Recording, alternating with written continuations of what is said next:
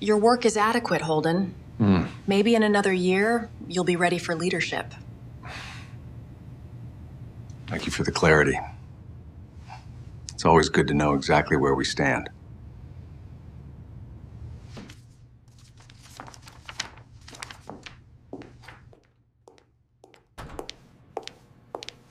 The clock on the wall blinked 10 o'clock a.m. when Victoria Rains looked up from my promotion file and said, "Your work is adequate." The word landed like a cold drop of acid, quiet. Corrosive, irreversible, 5 years of missed holidays, shut down weekends, and emergency plant calls reduced to one clinical adjective. She said it while brushing invisible dust from her sleeve, like my entire career was a smudge on her perfect schedule. I didn't flinch. I'd seen what happened to people who argued for their own worth inside Vanguard Chemtech. The ones who fought back usually disappeared faster than an unstable compound. Instead, I smiled. That thin, practiced expression that HR likes to call professional composure. "Thank you for the clarity," I said, my voice steady enough to sound almost grateful. If you've ever sat across from someone who decided your worth with a single sentence, you know that silence can say everything. Tell me, where are you listening from right now, and if this moment feels a little too familiar. Make sure to subscribe. The story's just beginning.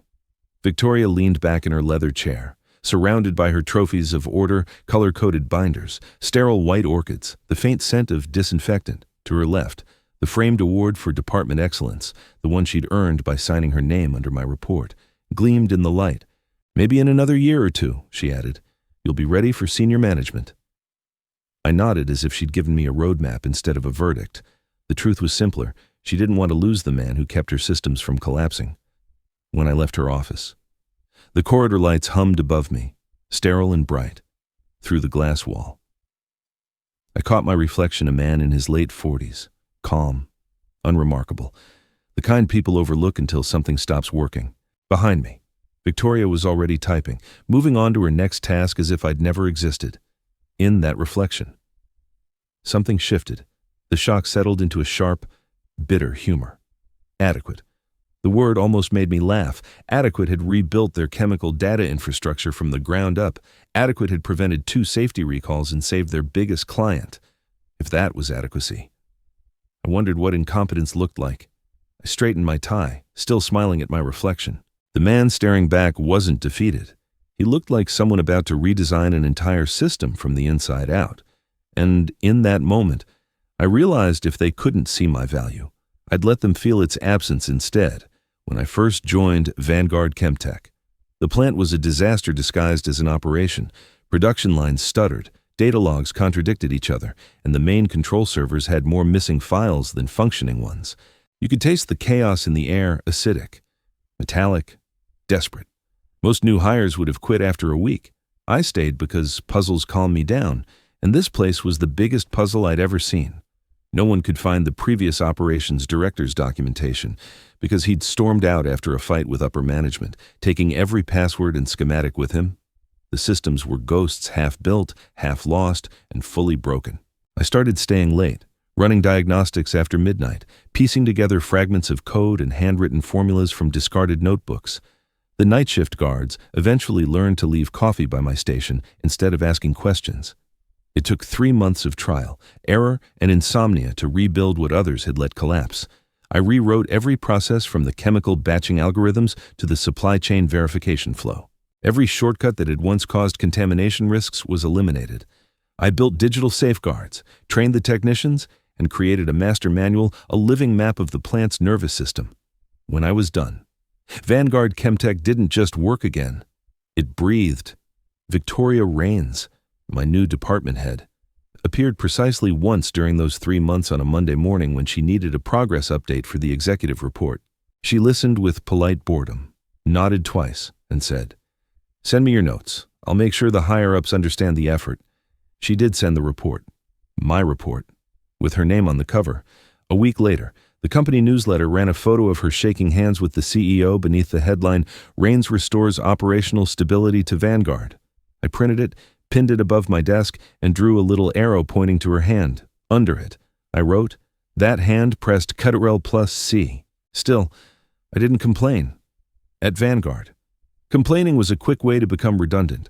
I just kept refining the system, documenting every fix, every workflow, every line of code.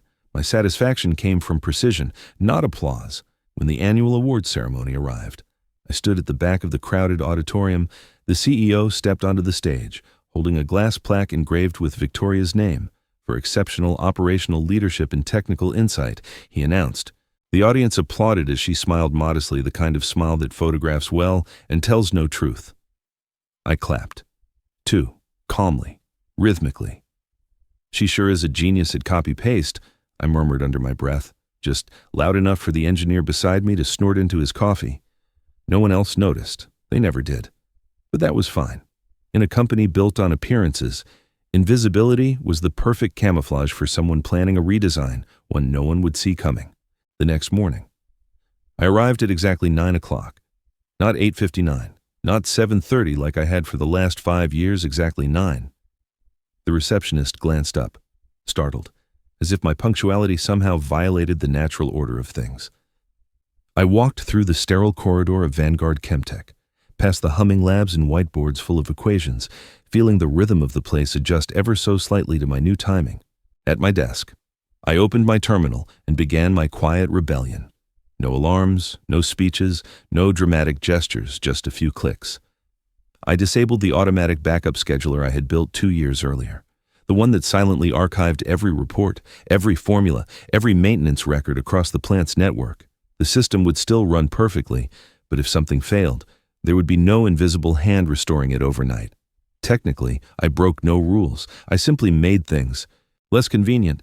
Then I went through my folders, transferring the updated documentation to my personal drive. Again, nothing illegal, just practical. Every file was still available to everyone, just a little harder to find without me. The company would interpret it as efficiency. I knew it for what it really was, subtraction by precision, when Victoria passed by my workstation. She gave a curt nod, the kind reserved for office furniture that continues to perform its purpose. Morning. Holden, she said. Morning, I replied, keeping my tone flat enough to disappear into the ambient hum of machines. She moved on, oblivious. Around 10. I leaned back and watched the production data scroll across my monitor. Everything ran smoothly. Every chemical batch on schedule, every calibration stable. It was almost beautiful how fragile perfection could look when no one realized it depended on a single unseen balance. My phone buzzed beside the keyboard. I glanced down. A text from Liam. Dad? Are you coming to my game today for a moment? The glow of the screen reflected against the chrome surface of my desk. I stared at it longer than I should have, fingers hovering above the keyboard. Then I typed, can't, system maintenance. The irony hit me harder than I expected. I had been maintaining systems for years, cooling reactors, preventing shutdowns, stabilizing volatile processes, yet somehow I'd let the rest of my life run without supervision. I set the phone aside and returned to my work, the cursor blinking in silent rhythm. Outside the window, the plant's exhaust towers shimmered against the morning light, steady and unbothered. The system hummed on, unaware that I had just removed its safety net, and as the minutes passed, in still, mechanical calm, I realized something simple and unsettling. I had been the maintenance of everything, for everyone except myself. 3 days later, the system began to crack quietly at first, like pressure building in a sealed pipe. By mid-morning, the main reaction control interface at Vanguard Chemtech froze mid-cycle, alarms blinking amber across 3 labs, operators scrambled, engineers cursed, and supervisors called emergency meetings that produced more panic than solutions. I watched from my workstation, sipping coffee that had gone cold. Detached satisfaction, I found, had its own peculiar flavor, half justice, half caffeine. By noon, the situation had escalated beyond containment. The automated batching sequence had misaligned temperature thresholds, halting production across 2 lines. Without the backup scheduler, nothing auto-corrected. The chain of command reacted like they always did, by pretending to be in control. My inbox flooded with urgent messages, most of them copied to 20 people. Subject lines screamed, "System error, need guidance, client threatening to cancel." I archived every one of them. Then came the footsteps, sharp, frantic, echoing down the corridor. Victoria Rains appeared at my desk, a manicured storm in heels. Holden. Where's the compliance data? I looked up slowly. In the shared drive, I said evenly. Somewhere between safety and maybe try reading. Her expression flickered, half fury, half confusion. Don't play games. Which one? I gestured toward the monitor. There are 600 files named Compliance, Protocol, Final. I'm sure you'll find the right one eventually. She stared at me for a full 2 seconds before turning sharply and vanishing toward the conference wing, muttering orders into her phone. I returned to my screen, suppressing the smallest of smiles. The reports rolled in faster than the servers could log them. The Lathmore Industries client, our biggest chemical buyer, had detected formula inconsistencies in their shipment data and now demanded compensation for operational disruption. Someone in legal started using phrases like breach of contract and liability exposure. From my seat, I could see the office unravel like an experiment gone wrong, voices overlapping, monitors flickering, managers dashing from one cubicle to the next as if motion alone could reverse entropy. In the background, the faint hum of the ventilation system seemed to mock their panic. Peter from accounting appeared beside me, breathing hard. They're asking if you can run a system-wide diagnostic, just temporary, until IT stabilizes. I closed the spreadsheet I wasn't really reading. Peter, I said, if I fix it now, they'll never learn what broke it. He blinked. You mean I mean the lesson's still cooking? Let it reach the right temperature. Somewhere down the hall, a door slammed. A voice shouted my name, followed by a dozen others shouting someone else's. It didn't matter. The chaos spread through Vanguard like a chain reaction in an unvented chamber, predictable, unstoppable, almost beautiful in its symmetry, and sitting there in the calm center of it all. I couldn't help thinking for once. The system was finally responding exactly as designed. The regional conference call began with the usual mix of tension and caffeine. Every senior executive from Vanguard Chemtech was on-screen, rows of stiff faces framed by perfect lighting and forced smiles. Victoria Rains, standing at the head of the presentation table, looked composed, her voice steady as she began to address the crisis with Lathmore Industries. We've identified the issue in the data chain and will be walking through the resolution plan shortly, she said, tapping her tablet with confident precision, except nothing appeared on the shared display. The main slide froze, the charts refused to load, and the file labeled Lathmore Recovery, Final PPEX, blinked an error message: file cannot be opened. She tried again, twice, the third time. The screen filled with broken graphs and question marks instead of chemical modeling equations. From the gallery of remote faces, silence spread like static. A few executives exchanged confused glances. Someone coughed.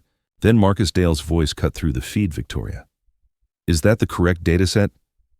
She laughed thinly, eyes darting to the laptop. Yes, it's the right one. There's just a minor display issue. Behind her, I stood near the wall, invisible by design.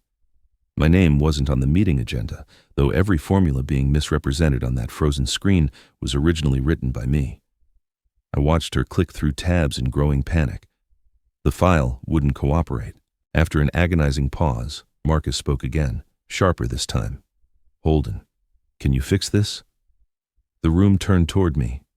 For a moment, I pretended to consider it, then stepped forward, calm as a surgeon entering the operating room. I reached for the keyboard, pressed 3 keys, and reloaded the data path manually. The correct reaction model appeared instantly clean, precise, perfectly aligned. Every head on the screen lifted. The graphs stabilized, the projections matched, and the silence thickened. Marcus leaned closer to his camera, a small grin forming. Well, he said slowly, looks like the adequate man just saved our $1 million client. A few people chuckled, the kind of laughter that hides discomfort. Victoria's face drained of color, her mouth half open in disbelief. She whispered something that didn't reach the microphone. I straightened, handed her the tablet, and said quietly, "Adequacy has its perks." Marcus chuckled outright this time. Duly noted, he said. The rest of the meeting continued, but the power dynamic had already shifted. People began addressing me directly for clarifications. Victoria merely nodded along. By the time the call ended, my inbox was full of messages that began with Holden. Quick question. As I left the conference room, the hum of conversation trailed behind me like applause disguised as analysis. I didn't smile, but I could feel the air change, subtle, electric. For once, the room that had overlooked me finally saw me, and they couldn't unsee it. The chaos of that week hadn't even cooled when Marcus Dale called me into his office. The air inside felt heavier than usual, the kind that follows a corporate storm. Through the glass wall, I could still see the wreckage supervisors pacing, analysts whispering, Victoria moving papers in circles like motion alone could rebuild a system. Marcus gestured to the chair across from him, his tone measured but urgent. "Holden," he began, "I've been reviewing everything that happened. I know how much of Vanguard's infrastructure runs on what you built." He paused, folding his hands. "I'm offering you a promotion director of operational systems reporting directly to me, full authority over process design, and double your current salary." I didn't move. The offer hung in the air, impressive, rehearsed, and strangely hollow. "That's generous," I said finally, my voice calm enough to sound detached, but another firm's already waiting, one that actually reads my reports before signing their names to them. His eyes flicked up, surprise breaking through his corporate neutrality. "You've had offers too," I replied, though technically it was 1.5. The point wasn't accuracy, it was leverage. Marcus leaned back in his chair, studying me. Outside, the glass reflected his own frown like a second opinion. "We'd hate to lose you, Holden," he said, the sentence worn out from repetition. "You're integral here." "Funny," I murmured. "I was adequate a week ago." For the first time. He smiled small, rueful, real. "Well, adequacy seems to be in short supply lately." He slid a folder across the desk. "Think about it. The position's yours if you want it." I nodded, collected my things, and left without another word. As the elevator doors closed, I caught my reflection again, the same look as before, calm but sharper now, like tempered glass. That evening, the company email pinged on my phone, offer letter director of operational systems. Formal, concise, already approved by legal, a salary figure that could make most people forget principle. I didn't reply. I didn't even open the attachment. Instead, I watched the messages multiply: overnight requests for system updates, inquiries about pending projects, meeting invites I had no intention of attending, without realizing it. The company had built its rhythm around my presence. Now it was starting to feel the silence I'd left in its circuits. By morning, Marcus sent another message. "Appreciate your consideration. Holden. Let me know what it'll take to keep you." I smiled at the screen, closed my laptop, and poured myself another cup of coffee. For the first time in years, I felt no rush to respond. Sometimes. The most satisfying sound in a collapsing system isn't the alarm, it's the quiet that follows when everyone finally realizes who kept it from falling apart. Victoria called me into her office late that afternoon. The glass walls that usually made her corner space look powerful now felt like a transparent cage, soundproof, but not guilt-proof. Papers lay untouched across her desk, the orchids drooping slightly as if they'd grown tired of pretending everything was fine. She gestured toward the chair opposite her. "Close the door," she said quietly. Her tone wasn't sharp this time. It was hesitant, almost human. For a moment, neither of us spoke. The silence between us was heavy, filled with the residue of everything unsaid over 5 years. Finally, she exhaled and leaned forward. "I owe you an explanation." I raised an eyebrow. "For which part?" She hesitated, fingers tightening around her pen. "For the promotion. For what I said. I didn't deny you because you're unqualified." Her eyes flicked toward the window, as if the words might escape there instead of reaching me. "I did it because I couldn't afford to lose you." There it was, the truth, wrapped in justification. I almost laughed at the irony. After years of keeping her systems alive, I'd finally heard the reason I was never allowed to advance: usefulness mistaken for ownership.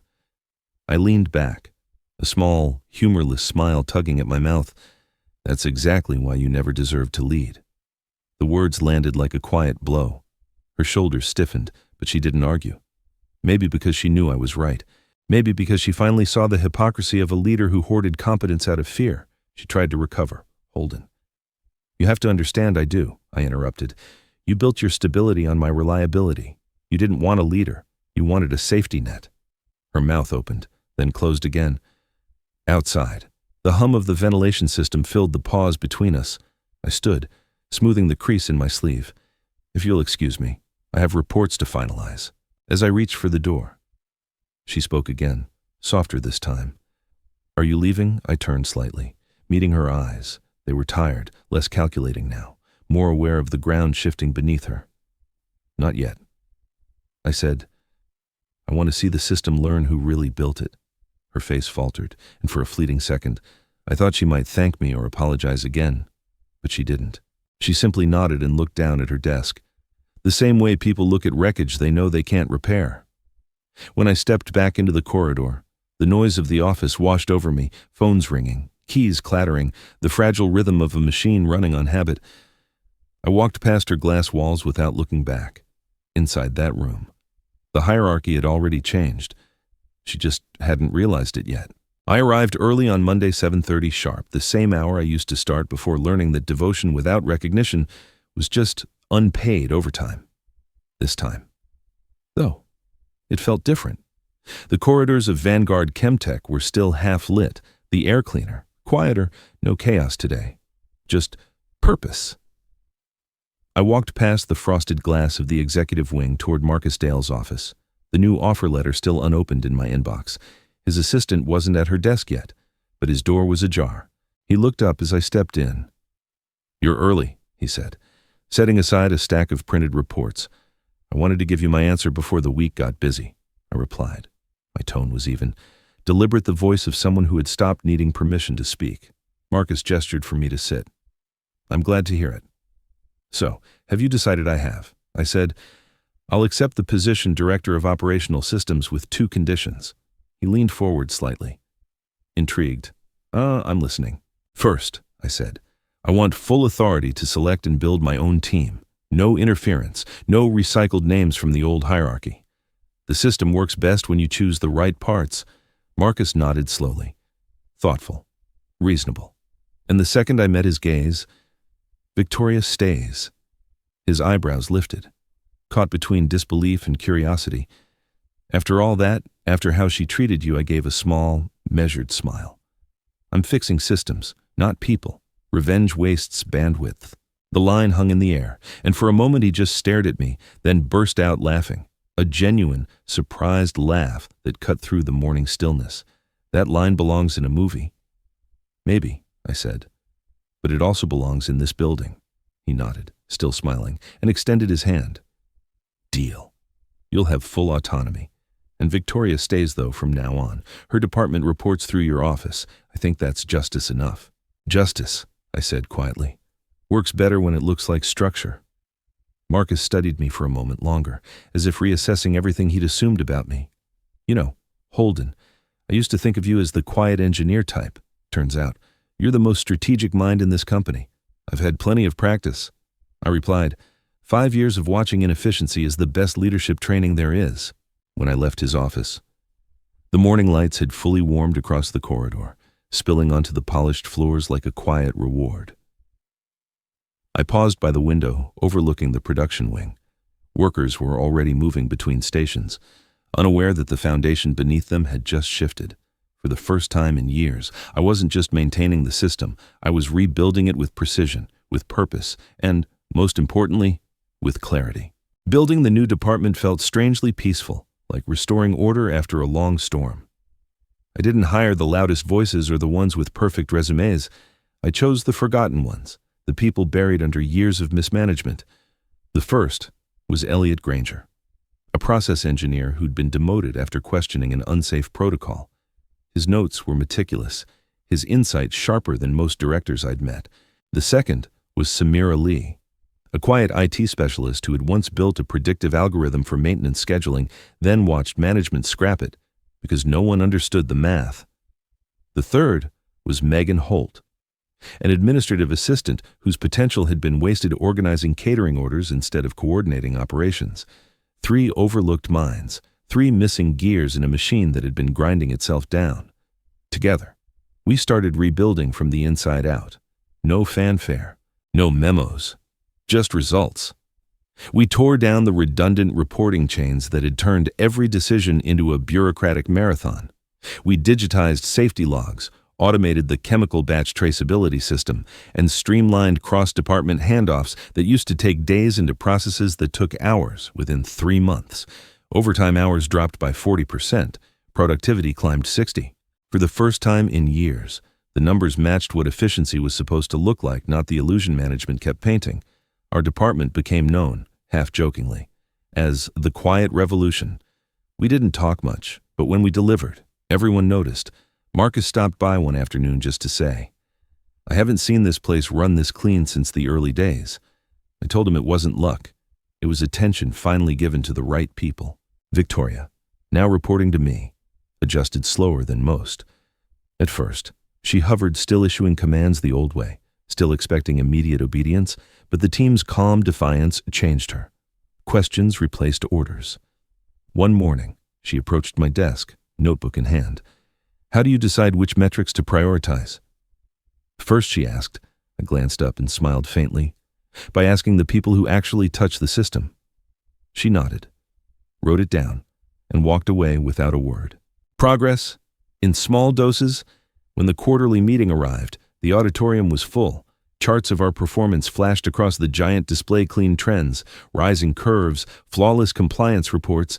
The applause began before anyone even finished presenting. I stood near the back, as I usually did, content to watch others take the stage. Then, Victoria rose from her seat at the front. Her voice carried clearly through the room.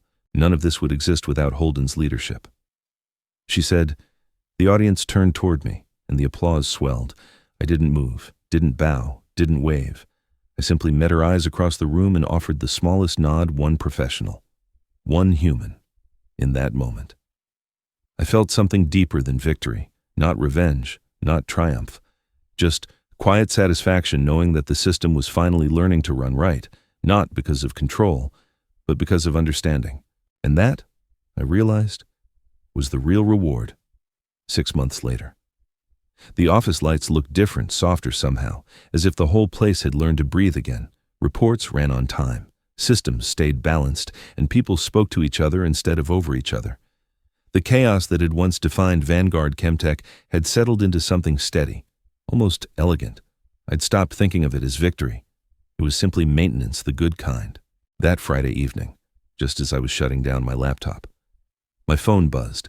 The message came from Marcus Board, approved your VP promotion. Unanimous. Victoria gave the strongest vote. For a long moment, I just stared at the screen, the words sinking in one breath at a time. No grand celebration, no sense of vindication, just a quiet warmth spreading through my chest, the feeling of balance restored. That night, at home, Liam was sitting at the kitchen table working on a science project, the air filled with the smell of solder and glue. He looked up when I walked in. "Dad, did they finally see what you can do?" I smiled. Setting my briefcase aside, "No," I said. "I just made it impossible to ignore." He grinned, satisfied with that answer, and went back to wiring his small motor, watching him concentrate. I thought about how strange it was, the things we choose to maintain. For years, I'd spent my energy keeping systems alive that didn't care if I burned out. Now I was building something meant to outlast me. The following week, we launched the internal development program I'd spent months designing. I called it the Invisible Architects. It was a mentorship initiative for the overlooked, the technicians, assistants, and quiet thinkers who kept everything working while others took credit. We'd pair them with department leads, give them exposure, training, and most importantly, recognition. It wasn't charity, it was infrastructure on the morning of the launch. I sat reviewing the first list of participants. There were familiar names, people I'd fought to keep from quitting, people whose ideas had been buried in shared drives and forgotten. Then one name stopped me. Victoria Rains. For a second, I wondered if it was a clerical error. Then I looked closer. She had signed up for the leadership track, the one focused on empathy and communication.